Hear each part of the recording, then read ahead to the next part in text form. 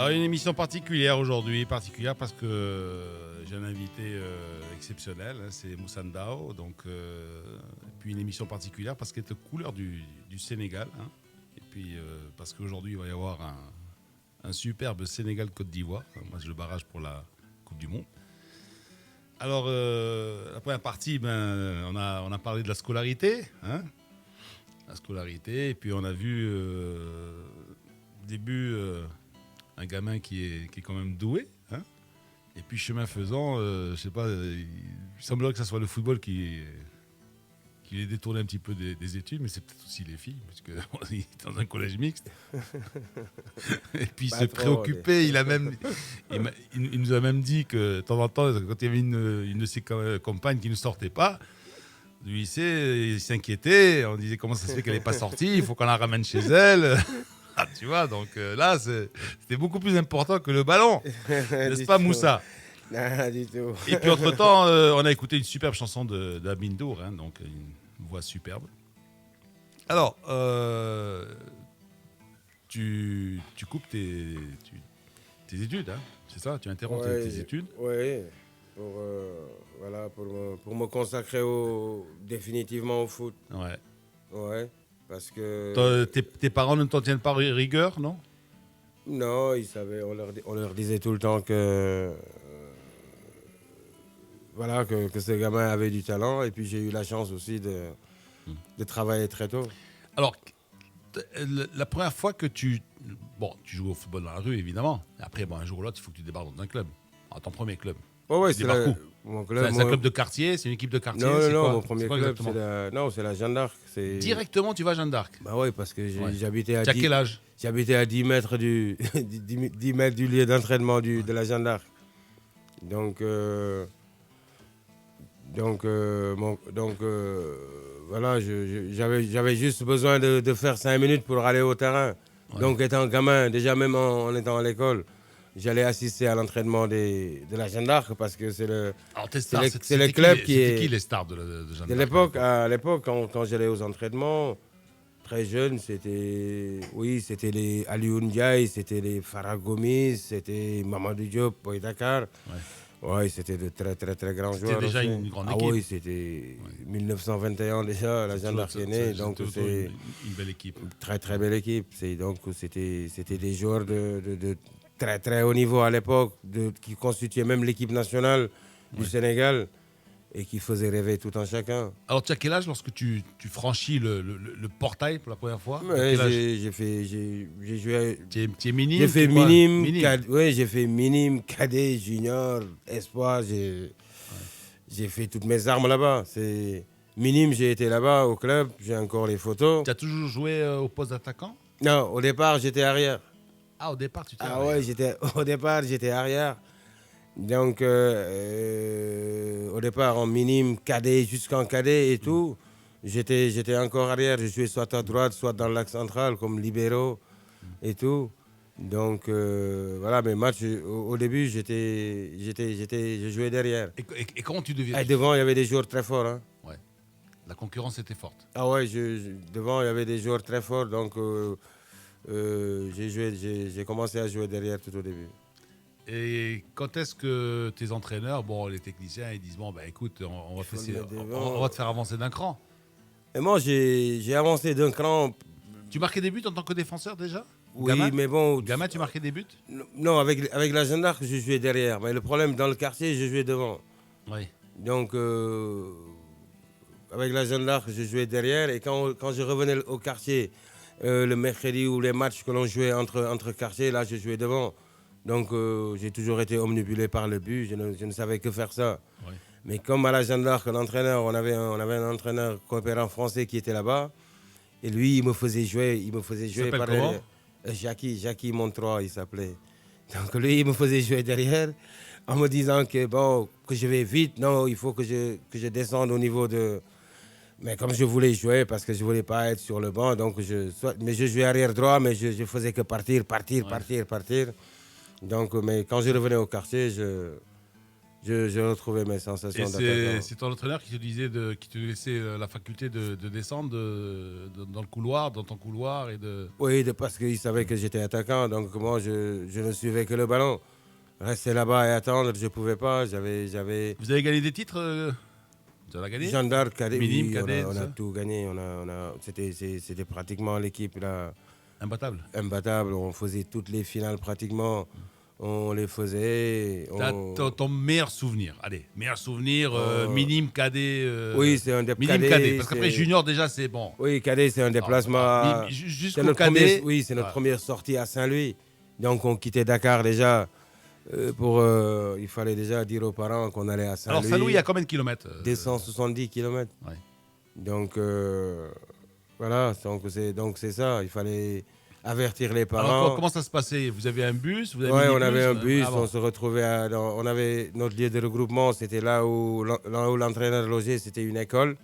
On se retrouvait là-bas et avec le bus, on partait à Saint-Louis, c'était la première fois qu'on quittait Dakar et tout. Vous partez, vous venez dans la même journée. Non, on a dormi à Saint-Louis au lycée Charles de Gaulle. Ouais, parce qu'on a dormi à Saint-Louis avec des matelas.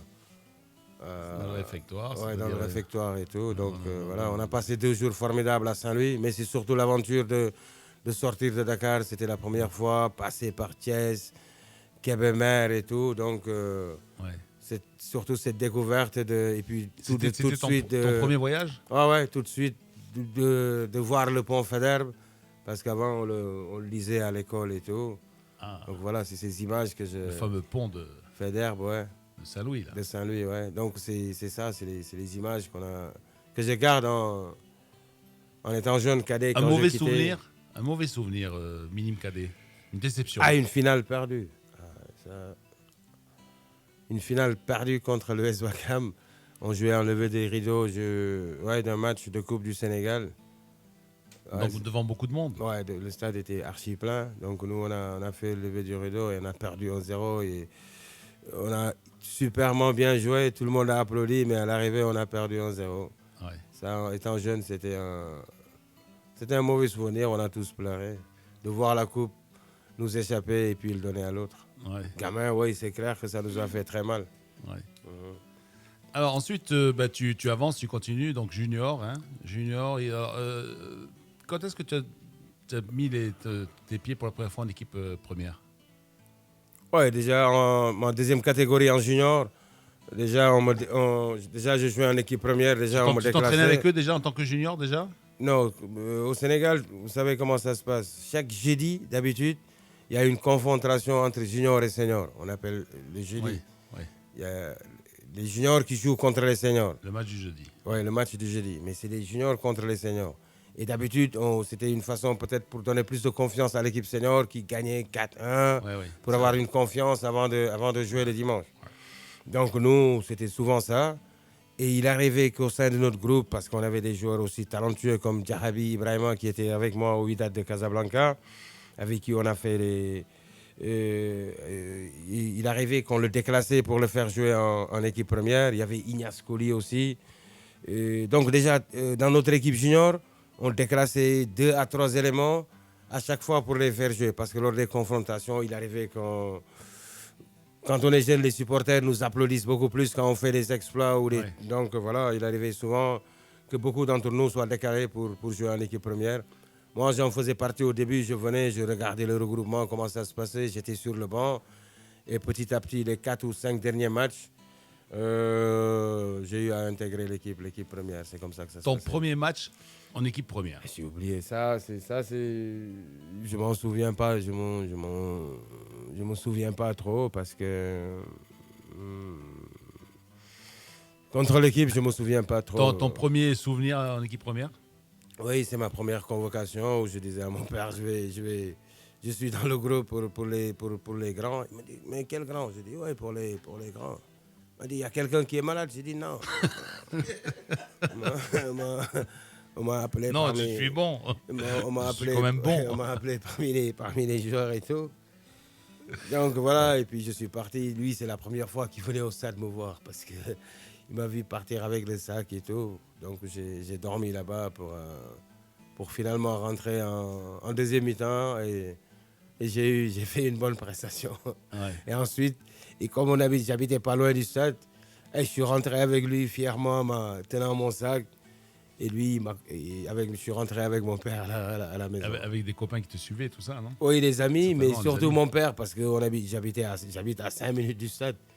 Donc pendant que les autres prenaient le car ou le bus pour rentrer, moi j'ai marché pour aller chez moi. Ouais. Donc voilà, je retiens ça aussi de mon premier match sous les couleurs de la Jeanne d'Arc. Ouais. Alors ensuite, tu joues combien de saisons avec la Jeanne d'Arc? Pas beaucoup, Oui, hein? pas beaucoup. Je fais juste 2 ou 3 saisons à la Jeanne d'Arc, mais des saisons de folie quand même. Ouais. Où d'entrée déjà en junior, je gagne la Coupe du Sénégal avec la Jeanne d'Arc. Ensuite, l'année d'après, Et en Coupe des Coupes, qu'est-ce que vous avez fait en Coupe des Coupes?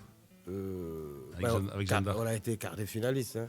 Ouais. On a été jusqu'en quart de finaliste éliminé par Qui vous a éliminé? le Diamant de Yaoundé à l'époque des Émile Mbou. Alors là, voyage en Cameroun, oui, voyage et au tout. Cameroun. Donc, pour toi, avant le Cameroun, c'était le Togo. Ton premier voyage à l'étranger, alors c'était avec l'équipe, j'imagine, avec Jeanne d'Arc? Oui, avec la Jeanne d'Arc. C'était où alors? Au Cameroun ou c'était... Non, à Lomé. Avant. À Lomé. Ah, à Lomé, au Togo. Ouais, très beau pays aussi. Ouais, très belle plage. Ouais, très belle plage. Justement, l'hôtel où on était, c'était à côté de la plage. Donc le matin, très tôt, on allait jouer déjà à la plage. Ça nous rappelait un peu Dakar avec des hôtels qui sont un peu à côté de la plage.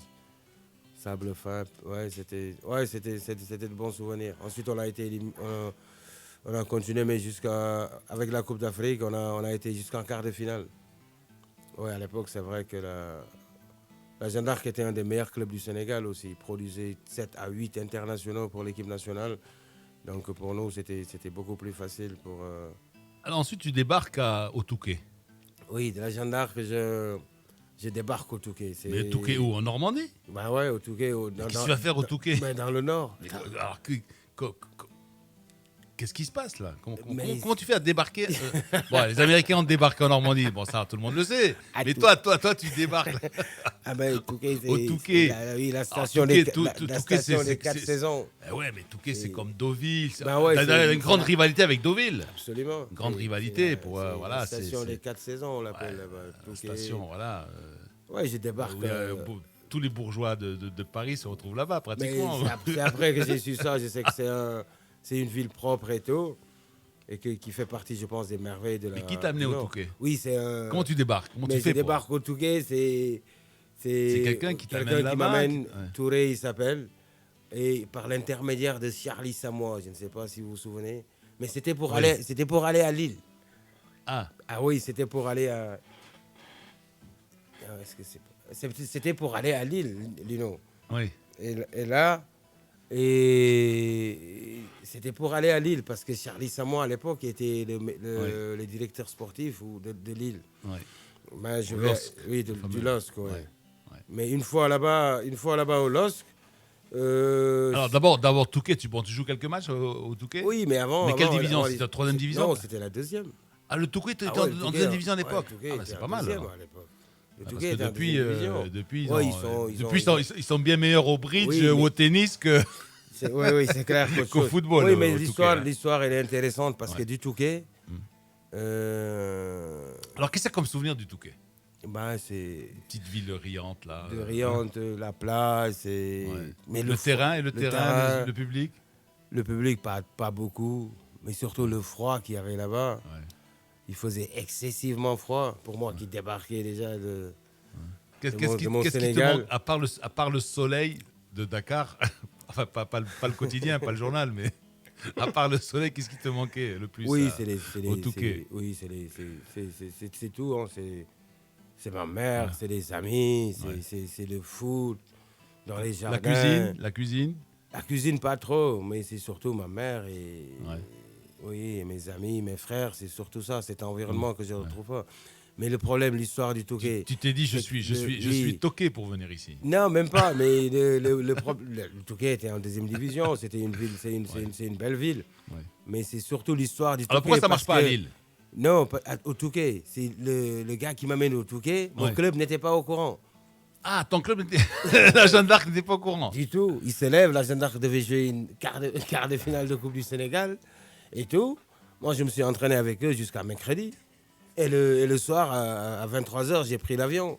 Attends, mais c'est pas sympa ça. Tu n'as même pas dit au revoir à tes copains. Mais non, si je leur dis que j'y allais, ils allaient me retenir. Ouais. C'est clair, ils n'allaient pas me laisser partir.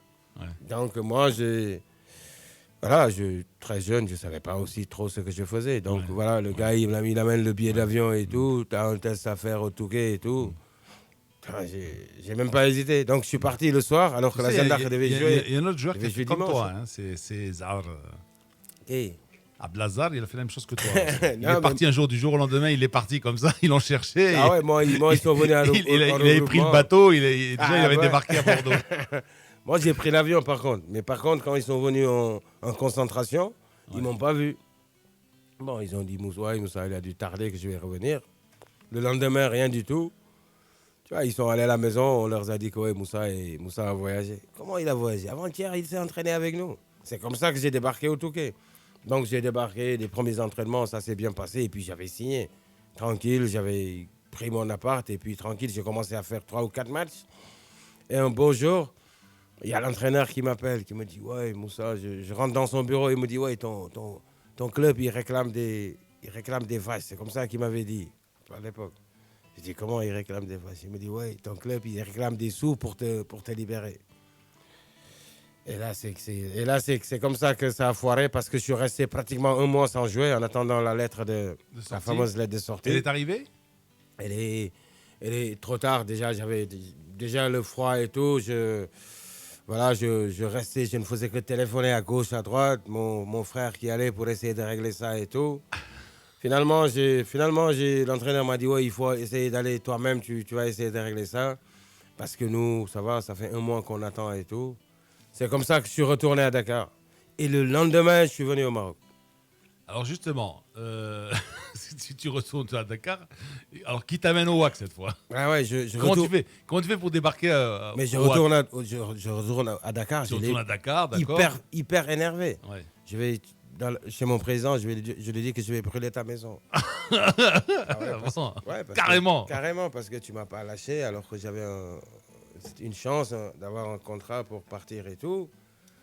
Mes frères, mes oncles sont venus te voir, il n'a rien voulu savoir. Il m'a dit non, c'est pas moi, c'est le comité, etc.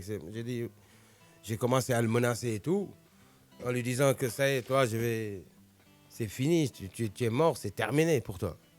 Et puis j'ai fini avec lui, et je rentre à la maison, je vois, il y a un Mamadou Ndiaye qui me dit, est-ce que ça t'intéresse d'aller au Maroc?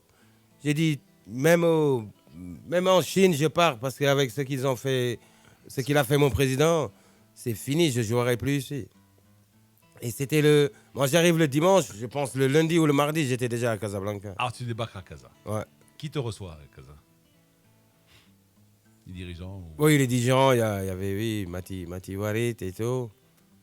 Donc, il m'amène directement chez le président Mekouar.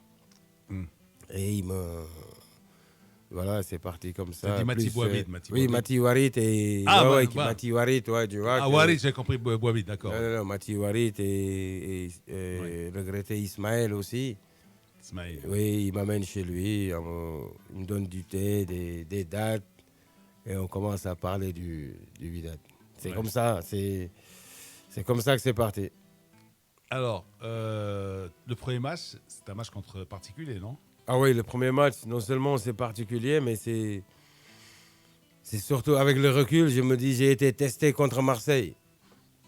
Donc on était deux à l'époque, il y avait un Guinéen avec moi, ouais. Match amical contre l'Olympique de Marseille. Il y avait un Guinéen à l'époque, Abdoulaye, il s'appelait. On était deux sur le front de l'attaque.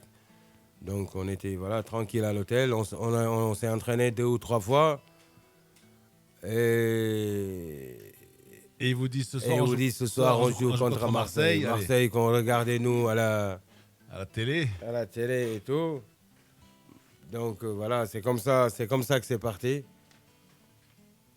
Et alors? C'est comme ça que c'est parti. Tu te débrouilles pas mal ce jour-là, ce soir-là. Ah oui, non seulement c'est pas que je me débrouille, je fais un match de... L'équipe elle-même, on fait un match de folie. Vous savez, en face, quand il y a tout le temps des vedettes et tout, les gens se donnent à fond. Donc on a fait un match de folie ce jour-là. J'ai mis 3 buts, que l'arbitre même a refusé un, le troisième. Donc voilà, non seulement j'ai réussi Le mon gardien de baptême de Marseille, feu, tu t'en souviens, le gardien de Marseille? c'est Huard, je pense, non? Huard. Ouais, je pense, ouais. Gaëtan Huard, il s'appelait. Ouais. Ouais. Et en défense, il y avait les Karl-Heinz Foster, c'était la grande équipe de Marseille. Ah ouais. L'Allemand, il m'a même donné son maillot. Il dit, mec, toi, qu'est-ce que tu fais là? Il m'a même donné. Il m'a dit, Qu'est-ce que il t'a tu dit fais viens là? à Marseille avec Il nous. m'a dit, non, qu'est-ce que tu Tu aurais faisais pu aller là? à Marseille aussi, non? C'est clair, mais bon, je savais rien du tout. J'étais déjà tout heureux de jouer contre Marseille, de marquer en plus. Mais bon, ce qui a été extraordinaire, c'est surtout. Et tu n'avais pas signé encore? Mais du tout, j'étais encore à l'hôtel. Et puis non, nous, on est rentrés tranquille.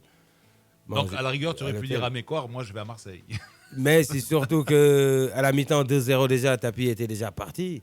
Il a commencé à... Pour lui, c'est impossible qu'une équipe marocaine les humilie à ce point. Donc, il a commencé à donner de la voix. Et puis, je pense qu'il est même parti. Donc, bon, sans le savoir, c'est vrai, je traçais un chemin. Mais sans le savoir, il paraît que Marseille était intéressé par moi.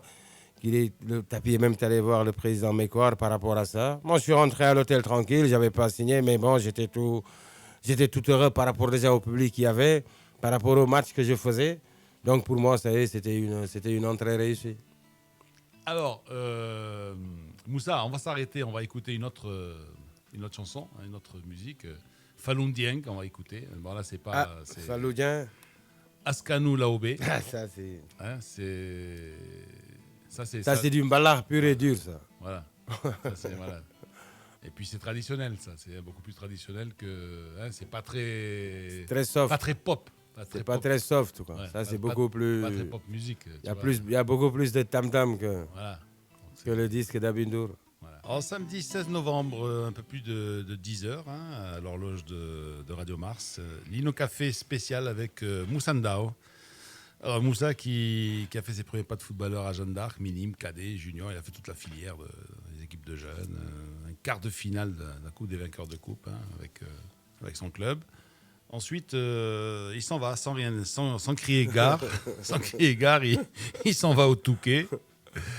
Voilà, et puis finalement, sa petite erreur le rattrape parce que le club ne veut pas le libérer, donc il revient à Dakar. Et puis il revient à Dakar, et puis dans la foulée, tout de suite, quelqu'un lui dit « Est-ce que tu veux pas aller au Maroc ?» Il dit oui.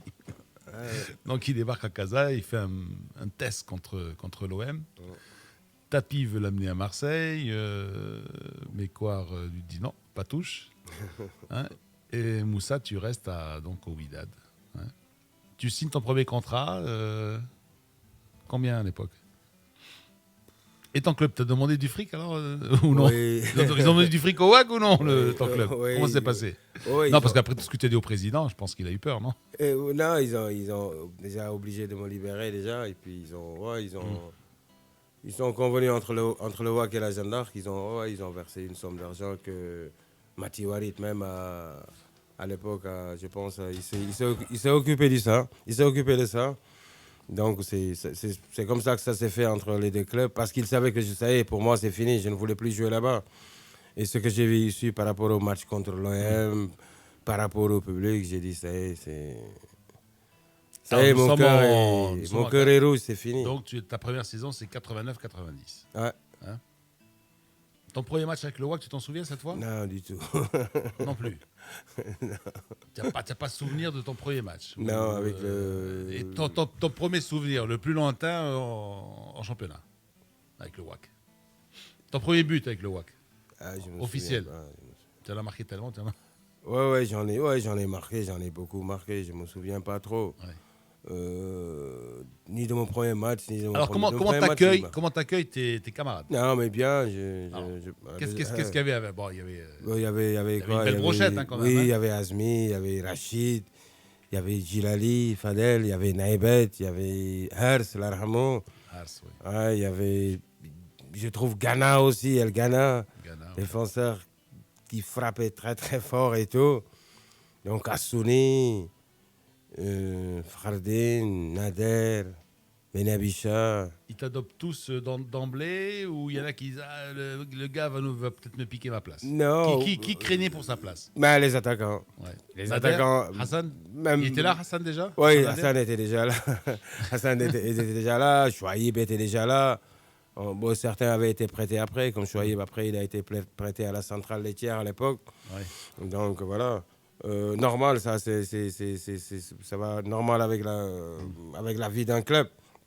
Mais c'est surtout les anciens qui m'ont bien accueilli, que ce soit Frère, Hers et tout, Ghana, qui me faisaient sortir pour aller manger, qui m'ont parlé surtout du club, des attentes. Et puis j'ai vu que c'était familial aussi. La plupart des gens habitaient ensemble. Azmi, Daoudi, Benabicha habitaient le même quartier. Pratiquement. T'habitais où alors, toi? Oh, j'étais à l'hôtel encore. T'étais à l'hôtel. Ouais, j'étais à l'hôtel. Ouais. Tu es resté longtemps à l'hôtel? Oui, je suis resté 4 mois. Et après, tu as trouvé un appartement? Ouais, j'ai trouvé un appart à Beau Séjour. Ouais. Et tu habitais à côté de qui là-bas? À côté de... Ben, 2 jours, non, personne. J'habitais, oui, il y avait des Sénégalais, il y avait Abdou qui était en face. Abdou Diop, oui. Ouais, qui était en face déjà avec les Magaï et tout. Donc, c'est les premiers Sénégalais que j'ai eu la chance de croiser. En leur disant que j'ai envie d'un bon Thieboudienne parce que ça me... Ça te manquait après 3 oui, mois. ça me manquait après 3 ou 4 mois. Donc, voilà. Mais par rapport au club, pour en revenir... en parlant du plat traditionnel sénégalais, tu sais cuisiner? Oui, moi, j'ai perdu la main, mais quand j'étais là au Maroc, je cuisinais bien. Tu cuisinais pour tes copains Oui, pour qui Rachid, il en raffole. Rachid Daoudi. Ah ouais, lui, il en raffole. Il raffole de Yassa aussi. Ouais. Azmi aussi. Oui, tous. Tu as des nouvelles d'Azmi? Toujours aux États-Unis? Ouais, Rachid me donne souvent des nouvelles qu'il est aux États-Unis. Et puis, Rachid qui me donne des nouvelles de lui. Ouais. Donc voilà, par rapport au club, c'est ça. Je tombe sur une génération qui était là, qui finissait un peu comme les Ghana et autres. Et mais une autre qui arrivait, voilà, qui était là, qui avait envie. Alors, mais quel était le discours des dirigeants à l'époque? Quel était le discours de l'entraîneur? Les objectifs. Quel était l'objectif à l'époque? Oui, le WAC, c'était gagner, c'était le championnat, c'était les titres. Et à l'époque, on avait aussi un entraîneur hollandais du nom de Van der Hart. Déjà à l'époque, le WAC faisait venir un très grand entraîneur qui était là avec nous, qui nous a beaucoup aidé, qui nous a beaucoup guidé dans la rigueur et tout. Après, il est parti et Yuri est revenu. Yuri est arrivé, ouais. Donc, quel rapport tu avais avec les deux entraîneurs? Non, Yuri, c'était... J'étais son préféré, j'étais son joueur. Avec Yuri, c'était des rapports beaucoup plus... On n'habitait pas loin en plus, donc il arrivait souvent qu'il venait me voir et qu'il me disait « Est-ce que tu arrives à dormir ?» J'ai dit « Ouais ». J'ai dit « Pourquoi ?» Il me dit « Ouais, tu as du monde à la maison qui font du tiep et tout. » J'ai dit « Ouais, t'en fais pas, ils vont partir. Ils vont partir après et tout. » Donc, il te surveillait? Ah oui, il me surveillait. On était voisins. Ah, voisins, carrément. Ah oui, carrément. Lui, il traversait, ou bien quand je n'arrivais pas à dormir... Vous devez faire du boucan alors. C'est clair, lui, il pensait que... Mais bon, c'était... Un petit peu comme Ronaldinho, à Milan ou à... Ah, lui, il me surveillait. Yuri, lui, chaque fois, il venait frapper à la porte, lui. Ça va, tu dors, tu as besoin de quelque chose, toi bien dormir. Donc, c'était ça, Yuri, il nous proposait un peu aussi. Ouais. Il était comme un père pour nous. Ouais. Donc... Et je pense c'est une génération d'entraîneurs. Très fraternels. Ouais. Ouais, nous, après, avec le recul, on a su aussi que c'était sa chance. Maintenant, le joueur n'aime pas tellement être. Non, il n'aime pas ça, les joueurs aujourd'hui. Tu parles avec les joueurs de nouvelle génération? Oui, non, mais. Ils n'aiment pas tellement l'entraîneur aux cheveux gris, tu vois ce que je veux dire? Ouais, mais nous, par contre, on s'est rendu compte que. Un jeune, tu vois. Non, mais nous, par contre, on s'est rendu compte que. C'est avec ça qu'il a su amener le WAC loin aussi. Parce que pour gérer un Azmi, pour gérer un Fardine, pour gérer un Daoudi, gérer des joueurs pareils, il fallait vraiment être quelqu'un de papa, quelqu'un qui sait... Quel est ton meilleur souvenir de cette première saison avec le WAC? Tes meilleurs souvenirs? Ouais, forcément, c'est le derby. Le derby en est une. Le premier derby. Ah ouais, le premier derby, ça te marque déjà. C'est la ferveur qu'il y a au stade. Euh, plein à craquer. C'est la première fois de voir un public pareil. Donc, Le public t'a adopté tout de suite? oui, d'entrée déjà. D'entrée. Déjà, par rapport au match contre Marseille déjà.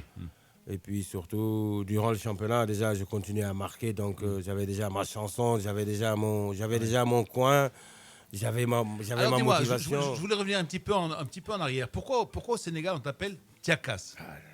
Ça, c'est J'ai oublié de te demander ça tout à ça, l'heure. c'est- Tiakas. Pourquoi Tiakas? ça, c'est Abdou qui t'a sorti Tu casses ça. ou tu... Tiakas, c'est. Tiakas.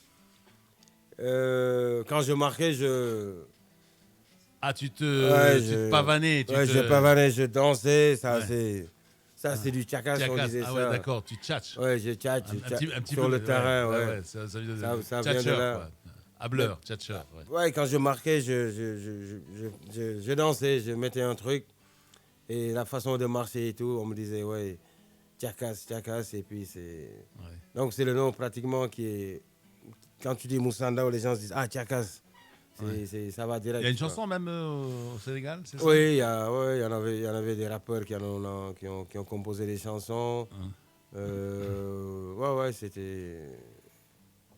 À l'époque, c'était souvent repris aussi.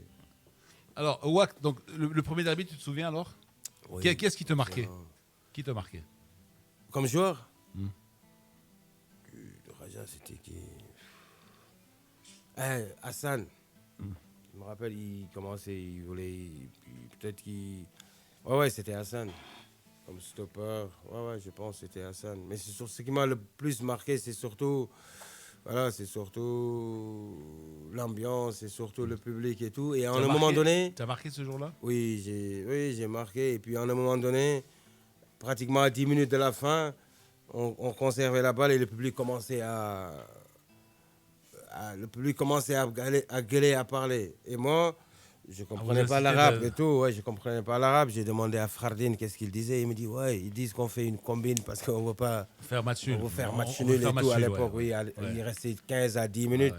C'était Et un comme petit c'est peu un la derby- caractéristique des derbies pendant. Oui, normal quelques aussi, années parce que aucune équipe ne veut perdre quand il reste 10 à 15 minutes. Allô, faites match nul. Oui, allô, non, les gens allô, préféraient faire match nul pour avoir une saison tranquille jusqu'au match retour que de perdre et tout et d'avoir une saison difficile.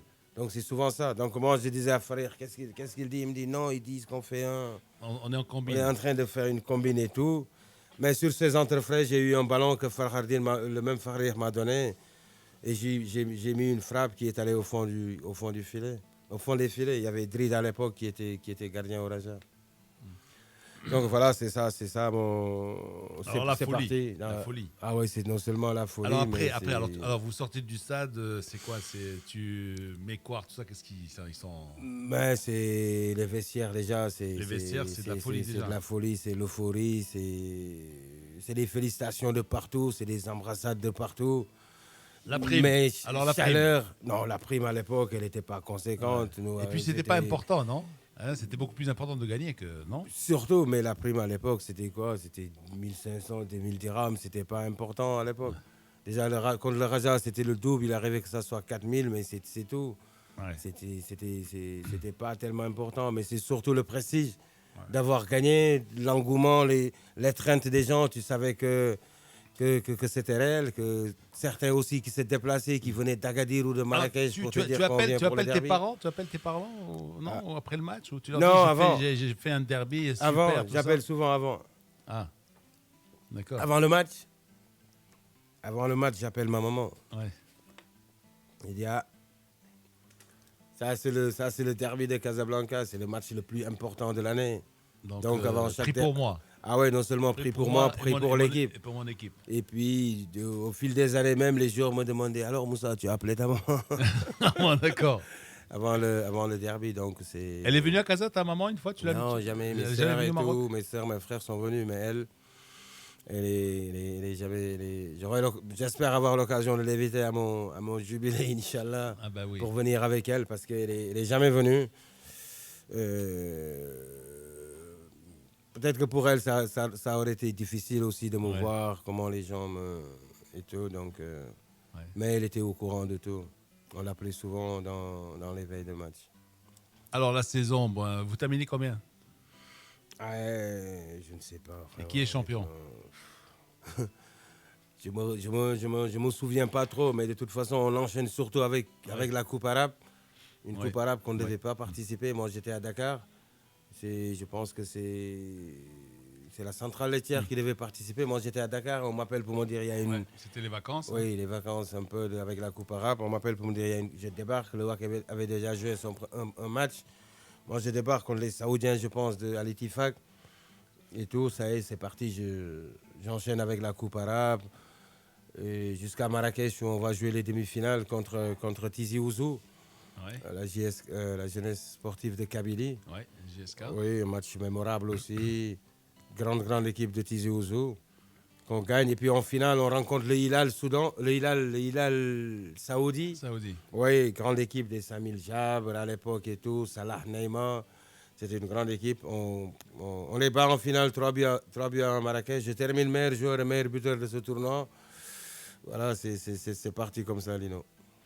Alors après les 2 autres saisons? Oui, on a les autres saisons aussi, pareil. Des derbies, on a toujours été présent. Moi, personnellement, j'ai toujours marqué. J'ai toujours marqué à tous les derbies. Donc, le derby j'ai toujours marqué. Dont tu te souviens avec le plus de bonheur, c'est lequel? Tous. À tous. Tu te souviens de tous les derbys? J'ai marqué à tous les derbys. Il n'y en a pas un qui t'a marqué en particulier, non? Tu as dit là, ce jour-là, j'étais vraiment bon.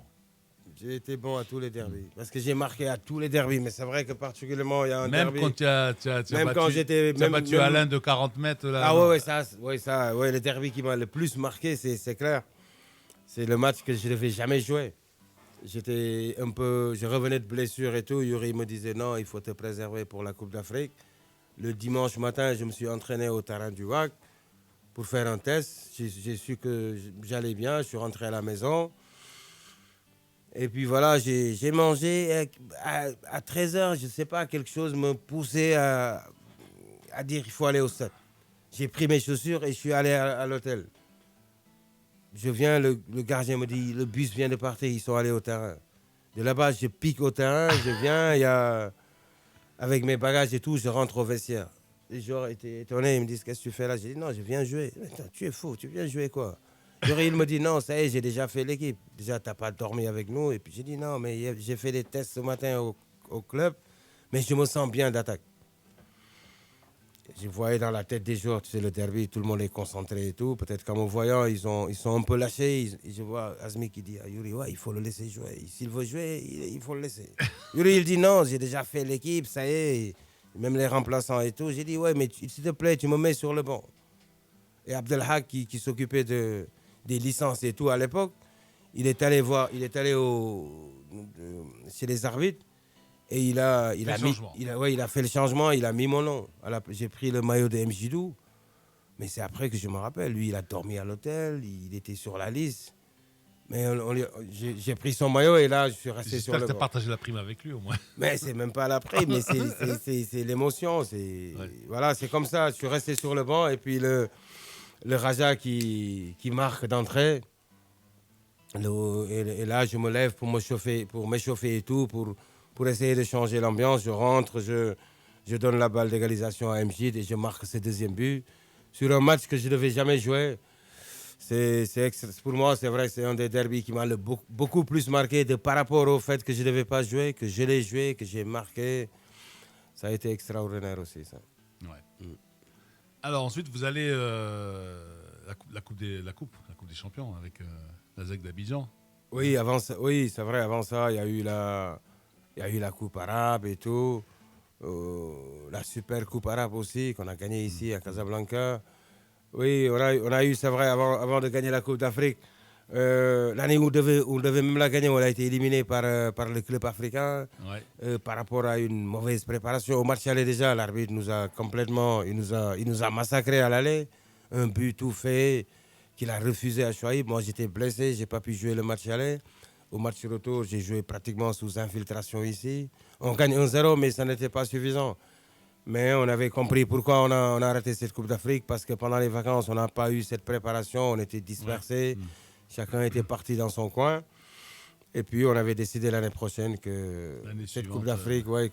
qu'on avait les moyens de la gagner. Parce Alors, que voilà, tu te souviens du parcours en particulier oui, avant d'arriver à la ZEC d'Abidjan? oui, de tous les matchs pratiquement, de tous les matchs du stade malien qu'on a joué à Bamako, de nos déplacements là-bas, au Nigeria aussi. On a joué à Lagos dans un environnement hostile, extrêmement difficile. Ouais. Lagos, vous connaissez tous.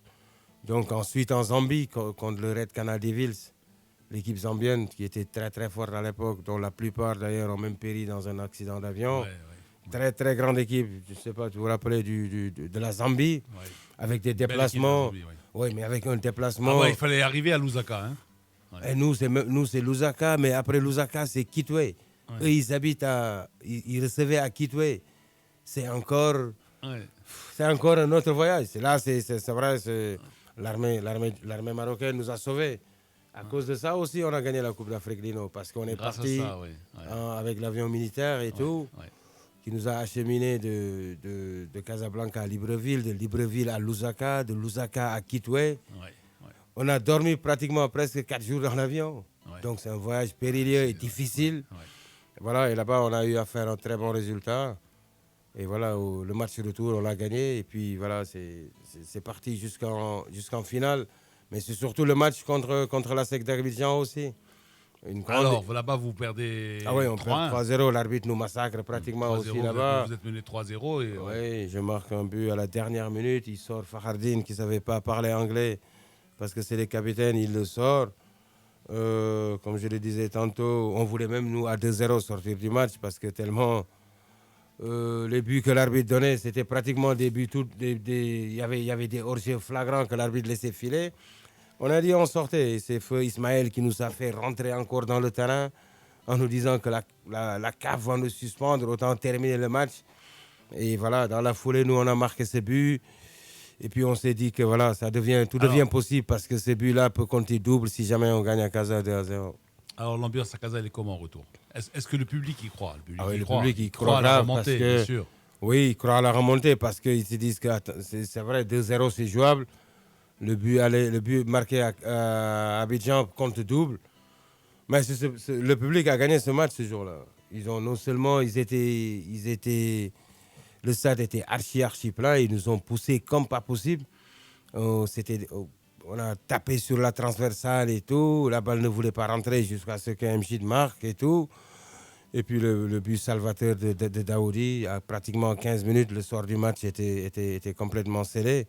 Et cette année, on sort la meilleure équipe d'Afrique aussi, la SEC d'Abidjan, des Ablaye Traoré, des Gadji Seli. Ils étaient pratiquement au sommet de leur art. C'est une grande équipe d'ASEC d'Abidjan qu'on sort. Et dans la foulée même, on avait visité le centre académie de Jean-Marc Guillou, là où est sortie pratiquement l'équipe de Côte d'Ivoire qui va jouer contre le Sénégal ce soir. Où les Yaya Touré, Kolo Touré, Zokora, on les a vus dans le centre. Le gardien Barry et tout. Voilà, c'est vrai un clin d'œil au match entre le Sénégal et la Côte d'Ivoire, mais surtout aussi que cette équipe de Côte d'Ivoire, il y a 20 ans que ces gens-là la préparent aussi. Ouais. Voilà, et puis nous on a fait un match de folie ici contre eux au retour, où on gagne 2-0 avec des pleurs, avec une émotion pas possible. Et voilà, c'est la finale qui nous tendait des bras, mais on savait que cette coupe ne pouvait plus nous échapper. Sûr de la ramener pour le WAC. Alors ensuite, tu as disputé, toi, la Coupe intercontinentale avec le vainqueur de la Coupe d'Asie? Non, je suis déjà parti. Tu es déjà parti. Hein. Alors écoute, on va écouter un peu de musique et les conseils pour les achats. Hein, donc, et puis on va écouter un peu de musique. On va écouter Viviane Chidid. Viviane Chidid Ndour. Ouais, Chidid Ndour. Là aussi, c'est une autre belle voix. Hein. Alors c'était la femme à Youssou N'Dour, c'est ça? Non, la femme à son frère. La femme à son frère. C'est la belle-sœur à Youssou N'Dour. Exactement. Bon, là aussi, belle voix. Très belle voix, donc indépendamment du fait que ce soit la belle-sœur du grand chanteur. Hein. Ouais. Voilà, donc qu'est-ce qu'on peut dire? Qu'est-ce que tu peux nous dire sur Viviane Chidid? Voilà, c'est vrai qu'elle a beaucoup de fans au Sénégal. Elle est très aimée au Sénégal. Oui, très, très aimée. Quelle est la chose bon, il y a Youssou N'Dour, bon d'accord, lui il est au-dessus de, Oui, il y a de la mêlée. Après, qu'est-ce que les chanteurs les plus appréciés, les plus aimés? Oui, il y en a beaucoup. Youssou N'Dour, de son temps, oui, il y avait lui, le Super Diamono, le Omar Pène aussi, Ouais. Baba Mal aussi, très, très bien aimé. Et les femmes, les chanteuses? Et les femmes, il y a Viviane qui est là, il y a Abindour qui est aimé, il y a Titi aussi. Au niveau des femmes, c'est vrai qu'il y en a 4 ou 5 qui sortent au-dessus du lot, qui sont bien aimées. Mais Viviane, voilà, elle fait partie des plus aimées. Elle a son fans club, elle a tout. Voilà, elle a aussi tout pour plaire aussi. Ouais. Mignonne comme tout et tout, elle a tout pour plaire. Ouais. Tu l'as rencontrée? Oui. Oui. Eh ben nous, on va l'écouter. 10h31, Lino Café avec Moussandao. Et puis des réactions, quelques auditeurs qui nous envoient leur SMS au 5030, coup du SMS Sidiram TTC. Alors il y a Hassan de Rabat qui te demande, Moussa, quel était l'impact de tes parents et de tes professeurs de sport sur ta carrière sportive professionnelle? Oui, on en a brossé un peu. J'ai dit, bon, mes parents, pour eux, c'était que j'amène de bonnes notes à l'école pour pouvoir aller jouer. Et puis voilà, à l'école, j'ai eu la chance d'avoir des professeurs qui étaient souvent footeux, à la récréation, qui nous faisaient jouer. On faisait 2 équipes et on jouait. Mais mes parents, quand je jouais à Dakar, c'était encore amateur. C'était juste, voilà, amène de bonnes notes et on te laisse jouer. Mais c'était pas par rapport à une carrière professionnelle. Ils ne pensaient pas, il n'y avait pas d'argent. C'était amateur. La seule condition, c'est d'avoir de bonnes notes. Donc voilà. Ils m'ont ni encouragé ni découragé, donc il suffisait seulement d'avoir de bonnes notes pour aller jouer au foot. Ouais. Alors là, il y a encore Hassan qui dit on aimerait bien que Bouimid nous publie la caricature qu'il vient de faire de notre ami Moussa sur le plateau. Alors c'est vrai, on va la mettre, on la mettra sur le site de Radio Mars, www.radiomars.ma. Et puis on va la tweeter. Moi aussi, je vais la tweeter tout de suite après l'émission.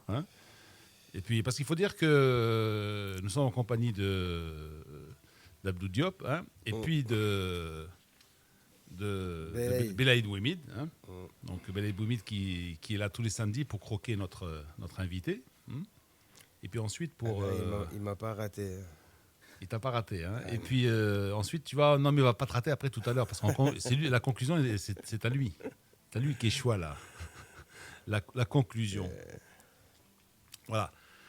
Alors, et puis il y a quelqu'un qui nous dit bonjour Lino, merci d'inviter notre grand Moussa, qui nous a tant fait rêver. Et puis, je suis resté sans réponse à une question d'hier. Qu'est-ce que Moussa peut conseiller à nos jeunes joueurs qui aspirent d'être un jour professionnel? Aux jeunes, qu'est-ce qu'on peut dire aux jeunes?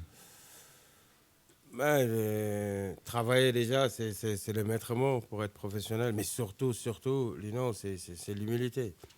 Je pense qu'une humilité, être humble et bosser, je pense que c'est ce qui manque souvent à nos joueurs ici. C'est vrai que pour 1 ou 2 buts marqués, il y a les médias et les journaux qui enchaînent derrière et le gamin facilement peut perdre la tête. Donc voilà, c'est surtout beaucoup d'humilité, être humble, écouter les conseils et surtout travailler aussi, bosser. Parce qu'on a remarqué, c'est pas un truc qui est seulement spécifique au Maroc, c'est pratiquement un peu partout. Dès qu'un gamin fait 2 ou 3 bons matchs, et le public enchaîne et tout, et facilement le gamin, on a vu beaucoup de jeunes qui sont passés à côté parce que tout simplement ils sont vus très très vite grands, et dans la foulée peut-être qu'ils sont passés à côté d'une grande carrière. Donc le maître mot, c'est travail, humilité, humble, et aussi essayer surtout de progresser par rapport à certaines lacunes qu'on a eues tous comme footballeurs. Essayer de bosser sur ça pour progresser. Alors Moussa, il nous reste une petite vingtaine de minutes, donc il faut qu'on parle de la Coupe du Trône, il faut qu'on parle il faut que tu nous parles aussi un petit peu de Mécoire, du président Mécoire. Ouais. Président Mécoire, qu'est-ce que tu peux dire de ce très grand dirigeant? Oui, dis-moi, c'est Quel est un grand monsieur. ton meilleur souvenir que tu as avec lui? Oui, la première fois. Quel était ton rapport avec lui? Oui, c'était mon père, c'était tout pour moi. Ses fils, c'est mes amis jusqu'à hier encore. Je parlais avec Karim au téléphone, Reda aussi, voilà, c'est comme des frères pour moi. Donc la première fois que je l'ai vu, l'impact que j'ai eu aussi, c'était ça. Il nous attendait à la maison. Je vois le bel homme et tout. Grand monsieur, très élégant. Très élégant et tout.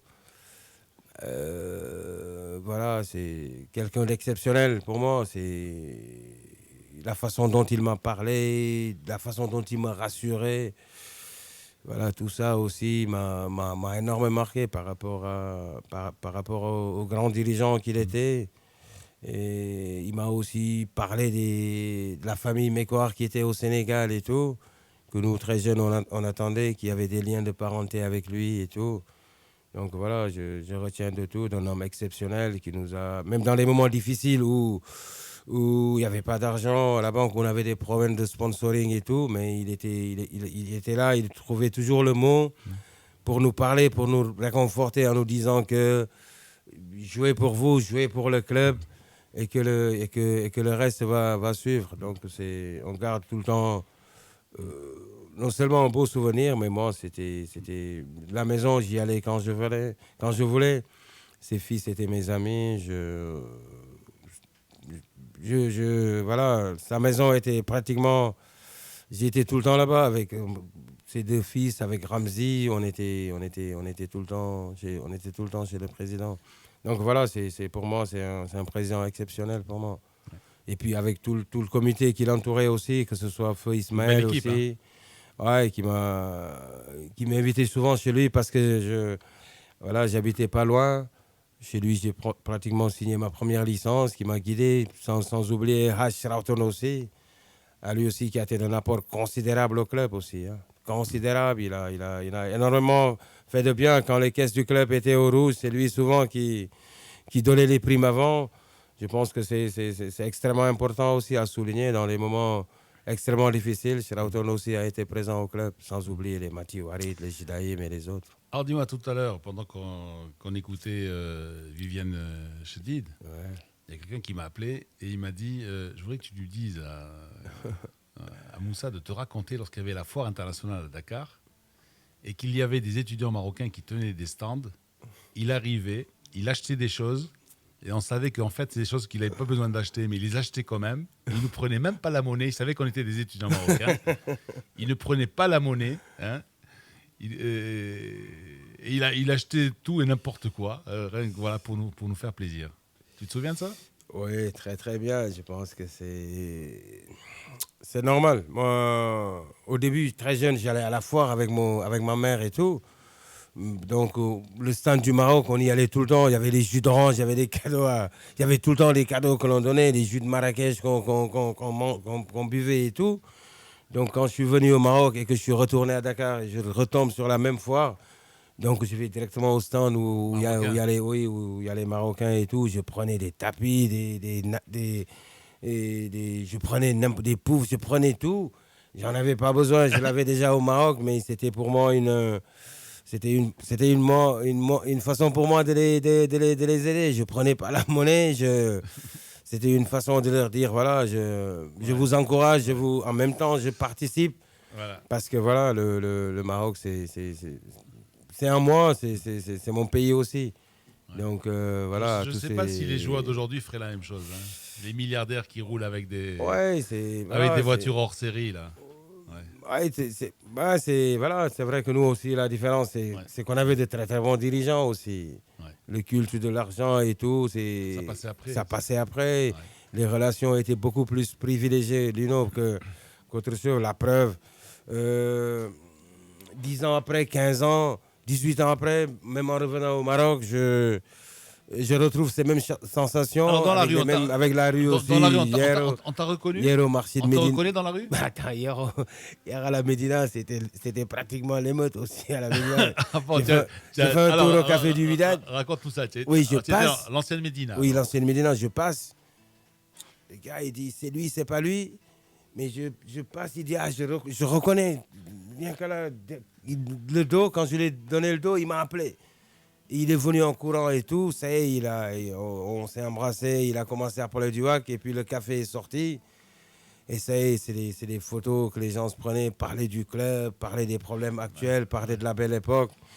Non, c'est clair que je reste dans leur cœur, comme moi aussi, ils sont en moi. C'est par rapport à tous ces titres qu'on leur a donnés, c'est par rapport à toutes ces belles années. Certains me disent, ouais, depuis que vous êtes partis, ça y est, je ne vais plus au stade parce que voilà, le niveau a baissé ou bien il n'y a plus de ces buts, coup de pied retourné, coup de ciseaux oui, et tout. De Daoudi et tout ça. Rachid, les frappes de Rachid et tout, les envolées d'Azmi, les débordements de Fardine et tout. Donc, il me disait tout le temps ça, que certains, depuis lors, ont pratiquement plus mis les pieds au stade. C'était des gens d'une quarantaine d'années, c'est ça, 50 ans, ton âge, ou des jeunes? Des jeunes, j'ai vu même des jeunes et tout. J'ai interpellé un gamin qui n'était même pas né quand je partais. Je lui ai dit, ouais, comment ça se fait que toi, tu me reconnais et tout. Il me dit, ouais, mon père, souvent, quand il est fâché, il met vos matchs. Bon? Ah ouais, il dit, je lui ai dit, mais toi, tu as quel âge? Il me dit, ouais, j'ai 12 ans. J'ai dit, ouais, mais moi, je suis... Son père, il doit sortir les vieilles VHS, alors, les vieilles cassettes, il regarde les matchs. Je lui ai dit, mais toi, tu ne me connais pas, tu étais jeune quand je partais, tu n'étais même pas né. Il me dit, ouais, c'est mon père. Quand il est fâché, il sort vos matchs, vos anciens matchs. C'est magnifique, ça. Pour regarder, donc c'est vrai que ça fait chaud au cœur, voilà, dans la rue aussi, c'est sûr. Voilà, ils reconnaissent, ils savent que voilà, Moussa fait partie d'eux. Alors, la Coupe du Trône, tu as quand même un rapport particulier avec la Coupe du Trône. C'est ça, la Coupe du Trône, c'est surtout... Tu l'as gagné? Oui, je l'ai gagné, mais c'est surtout l'occasion de saluer Sa Majesté le Roi. Pour nous, c'était déjà très très fort. Le voir en face, le saluer. Donc, mais surtout aussi par rapport à nos dirigeants aussi, qui voulaient tant aussi ça. Donc voilà. Et puis, alors cette finale, vous la faites contre qui? Oui, contre Olivga. On joue la finale contre Olivga. Ouais. À peine Sa Majesté assis. À la 3e minute déjà, je tuais le match, j'ouvre le score. Donc, et dans la foulée, ensuite, Benabicha marque le 2e but. Ouais, ça fait partie, c'est vrai, ça fait partie de nos meilleurs moments aussi. Déjà par rapport à l'enjeu, par rapport à la finale à Rabat, mais surtout la demi-finale où on élimine les Phares ici à Casablanca. La grande équipe des Phares, de Lemris, Haïri, Timoumi, c'était la grande équipe des Phares qu'on élimine à Casa ici. 3-2. Donc c'était pratiquement une finale avant la lettre, notre match contre les Phares ici. Il y avait tous les mythes de Mexico 86. De Mexico, il y avait Sina derrière et tout. On n'a pas parlé de ton rapport avec l'équipe nationale sénégalaise. Oui, j'ai déjà au pays, il y a le tournoi Amilcar Cabral qui se jouait où j'étais tout le temps, j'ai fini ses meilleurs joueurs et meilleurs buteurs. Ouais. Avec l'équipe nationale, j'ai été demi-finaliste de la Coupe d'Afrique où j'amène le Sénégal en demi-finale en gagnant le Cameroun qui va jusqu'en quart de finale après en 90. On les sort de cette Coupe d'Afrique à Annaba. Je quittais sans préparation ni rien parce que j'ai quitté Casablanca pour aller directement à Annaba où il y avait la Coupe d'Afrique. On a été éliminé en demi-finale contre l'Algérie. Est-ce que tu penses qu'aujourd'hui ça peut se faire ça peut sans préparation et partir. Arriver comme ça, jouer avec un club, partir, bon, puis tu débarques. Non, c'est difficile maintenant. L'entraîneur ne te ferait pas jouer aujourd'hui, non? Ben si. Le problème, c'est qu'à l'époque, le WAC préparait la Coupe d'Afrique. Donc, ce n'était pas une obligation de libérer les joueurs un mois ou 15 jours avant. Ouais. Donc, c'était surtout... Et puis, bon, le Casablanca était plus près pour moi pour aller à Annaba que d'aller en Italie, parce que l'équipe était à Trieste en préparation. Oui. Donc moi, j'ai rallié directement à Annaba à partir de Casablanca. On a été demi-finale. L'année suivante, en 92, on organise à la maison. Donc déception quand vous êtes éliminé en demi-finale?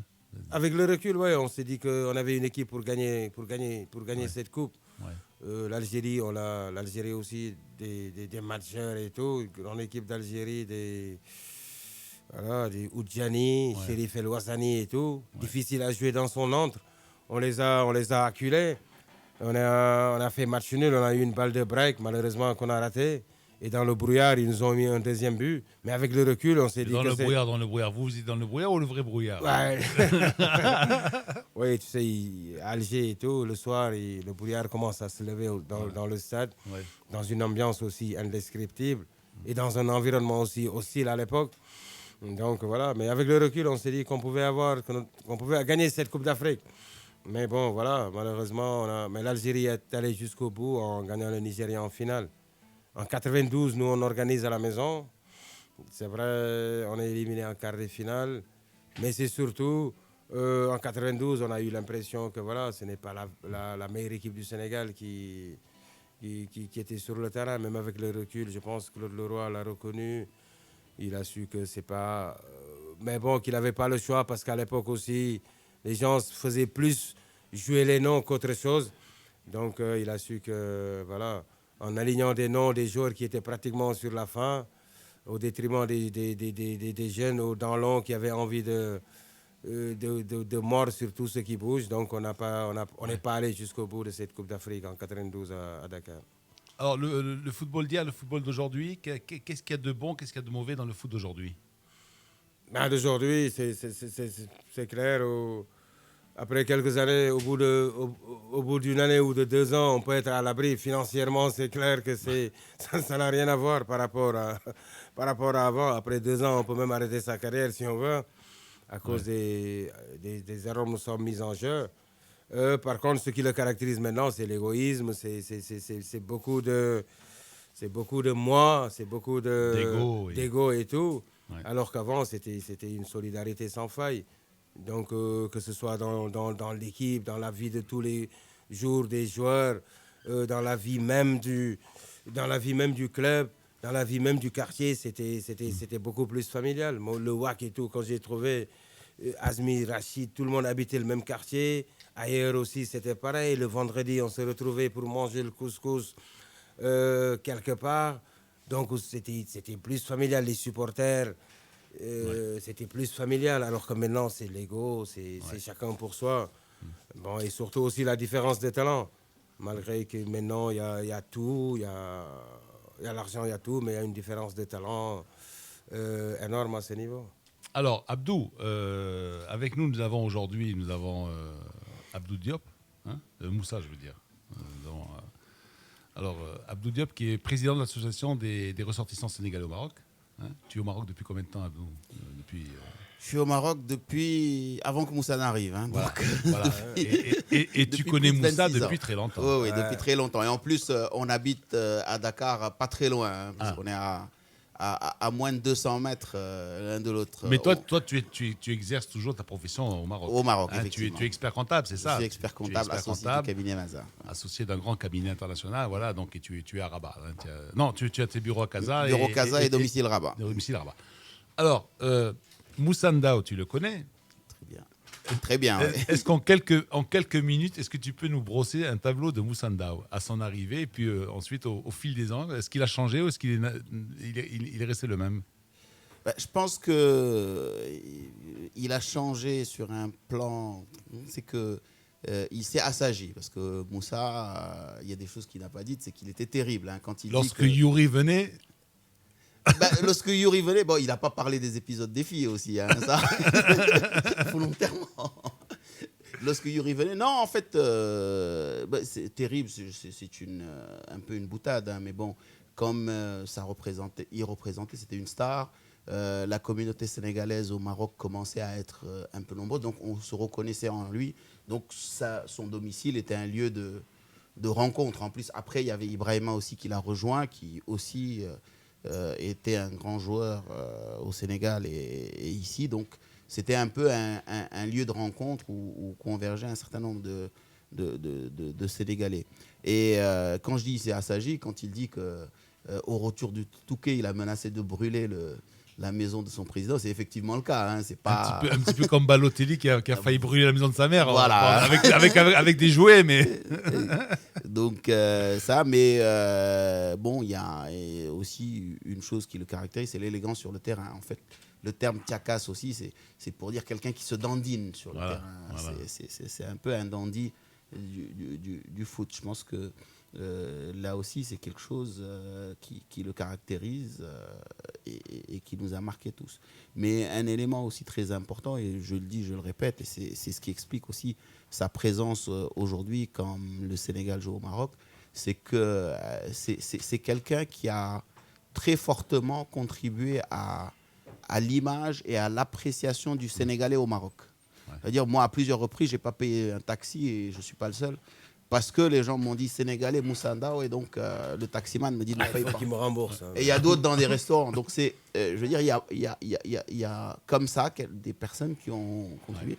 Et ce qui est surtout marquant, c'est que 20 ans après, c'est encore très présent. Et on le voit quand on circule avec lui dans la ville. Pour faire 200 mètres, il faut mettre 1 heure de temps, parce que chaque fois, les gens... Et il répond à toutes les sollicitations. Donc ça aussi, c'est quelque chose de caractéristique de Moussa Ndao. Très disponible. Alors, Belaïd, toi, tu es là. Hein, tu es le censeur. Hein. Oui. Je le regarde dans les yeux. C'est délicat. Hein. Moussa Ndao a marqué beaucoup de buts. Mais il a marqué surtout la mémoire et l'histoire du football marocain. Vous savez, Senghor parlait de négritude. Moussa Ndao, lui, nous a apporté ce foot africtude. Alors, on le dira comme ça. C'est complexe, c'est un peu bizarre. Mais c'est vrai que c'est un ambassadeur et c'est extraordinaire. Quand on dit Moussa Ndao étranger, moi, je saute au plafond parce que, franchement, Moussa étranger. Vous savez que des fois, il était venu à l'aéroport et les douaniers oubliaient de lui demander son passeport. Tellement il a joué dans ce pays et tellement tout le monde croyait que Moussa était marocain. Bon, ce matin, il a cité des noms. Il a cité Mkwar. Au moment où nous avons un problème avec la FIFA, est-ce que du temps de Mkwar, ce problème serait arrivé? Grand président devant l'éternel, n'est-ce pas? Haj Mourtadir. Surnom Shraouté, attention, c'est une insulte. Haj Mourtadir, j'ai cité Warid, peu Smaïl. Peu de gens savent que Smaïl a tout balancé pour le football, pour le WAC et pour Moussa Ndao. Il nous a fait gagner la Coupe d'Afrique. Il s'est tellement sacrifié. Absolument. Bon, alors Moussa, l'ambassadeur du Maroc, on dira, au Sénégal. Parce que là, Lino a raconté quelques histoires, on a fait rappel de pas mal de choses, mais je peux t'assurer que des étudiants dans toutes les universités sénégalaises me parle de Moussa Ndao. À chaque fois qu'il rencontre Moussa Ndao, c'est le mec qui règle les problèmes de tout le monde. Moi, je serais ravi que les Marocains, que les Casablancais, que les Ouidadi se décident à fonder une association des amis de Moussa Ndao, le Marocain, et qu'on cesse d'appeler Moussa Ndao le Sénégalais. Ou alors, il est les deux. Il est Sénégalais pour les Marocains du côté du Sénégal et Sénégalais pour les Sénégalais du côté du Maroc. Et Dieu sait l'amour que nous portons au Sénégal. Moussa, merci de nous avoir fait rêver, de nous avoir donné beaucoup de joie, hein, beaucoup de joie. Et tu sais, avec toi, il n'y a plus de Ouidadi et de Rajaoui, les amoureux du football. Absolument. Et tu as tellement réussi. Et peut-être qu'après l'Arbe Mbark, on dira il y a Moussa Ndao. Tu sais pourquoi? Parce que là, à chaque fois, il y a un joueur subsaharien qui vient dans ce pays, on dira, il ne vaut pas Moussa Ndao. Toutes les générations le disent. Les petits, les grands, les moyens, la référence, c'est Moussa Ndao. Et celui qui un jour te battra au niveau des buts, qui marquera le maximum, celui-là sera le grand pour les Marocains. Merci Belaïd. Merci messieurs. Merci Abdou. Merci à toi. Moussa, ça a été du bonheur de t'avoir avec nous ce matin. Hein? Du bonheur aussi pour moi. Voilà. Bon vent, comme on dit. Hein? Merci et beaucoup. À très bientôt. Inch'Allah. Ici, chez toi, hein? ou bien à Dakar. Ici même, ouais. Ou bien à Dakar, chez nous. Inch'Allah. Bonne matinée à tous, bon week-end. Et bon match.